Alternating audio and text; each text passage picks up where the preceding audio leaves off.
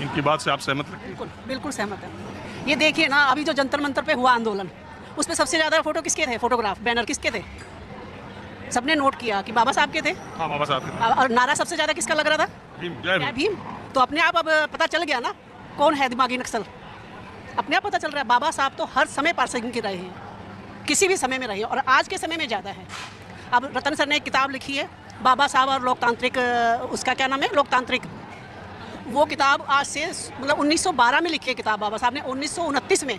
पर मैं उस किताब को पढ़ रही हूँ और मुझे ऐसे लग रहा है बाबा साहब आज की सिचुएशन पे लिख रहे हैं किताब। जो अधिकार बाबा साहब ने हमारे, उनकी विद्वत्ता, हाँ। समाज के प्रति उनकी सोच, खास करके महिलाओं के सशक्तिकरण, इस सब पे उनका भारत के इतिहास में कोई सानी नहीं है। और मैं हमेशा एक बात कहता हूँ, आप नेहरू को कुछ भी बोल के, गांधी को कुछ भी बोल के, आप हिंदुस्तान में सरवाइव कर सकते हैं, राजनीति कर सकते हैं, अटैक करके भी सरवाइव कर सकते हैं। बाबा साहब के बारे में एक शब्द भी किसी ने इधर उधर बोला तो उसकी राजनीति का शटर उसी दिन बंद होगा, फिर जिंदगी में नहीं खुलेगा और पूरे इतिहास वो बन के रह जाएगा। तो बाबा साहब तो वो शख्सियत है। मेरा कहने का मतलब मैडम सिर्फ एक है। पर मैं एक बात से और नाराज हूँ, सबसे ही नाराज हूँ, बाबा साहब को सिर्फ दलितों का नेता क्यों कहा जाता है?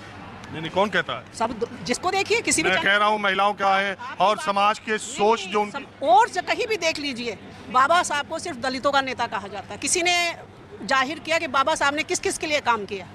सबसे पहले तो महिला बिल लाए, रोजगार का वो खोला उन्होंने, रिजर्व बैंक बोला। आप इधर से ही पूछ लीजिए बाबा साहब ने क्या काम किया। इधर 100 लोग हैं, आप 100 लोग से पूछिए, 100 लोगों से पूछिए बाबा साहब ने क्या काम किया। बाबा साहब ने दलितों के लिए काम किया। कोई आपको बता देगा बाबा साहब ने रिजर्व बैंक बनाया था? आज के समय में किसी के है जो रिजर्व बैंक बना दे? कोई सिचुएशन, कोई ऐसी पॉलिसी बना दे? तो मेरी बात यही, मुझे यही बात बहुत मतलब नागवार गुजरती है।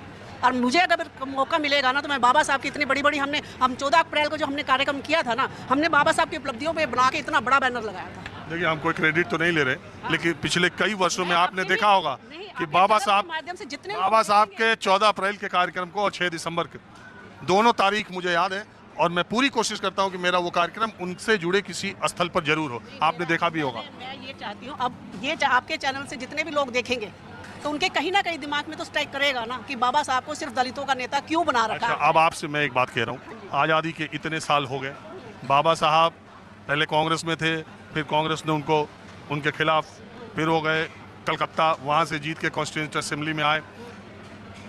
मोदी जी और भारतीय जनता पार्टी कहती है कि उनके जन्म स्थान महू में उनके म्यूजियम से लेकर के, दिल्ली में उनके नाम पर ऑडिटोरियम बनाने से लेकर के, उनके निवास स्थान को चमकाने से लेकर के, बाबा साहब अम्बेडकर के बारे में जितना हमने किया उतना किसी ने नहीं किया। बाबा साहब को किसी काम की जरूरत ही नहीं है। बाबा साहब तो कोलंबिया में लगी हुई है उनकी तो मूर्ति, ये क्या लगाएंगे मूर्ति? कोई तो क्रेडिट दोगी आप? नहीं, एकदम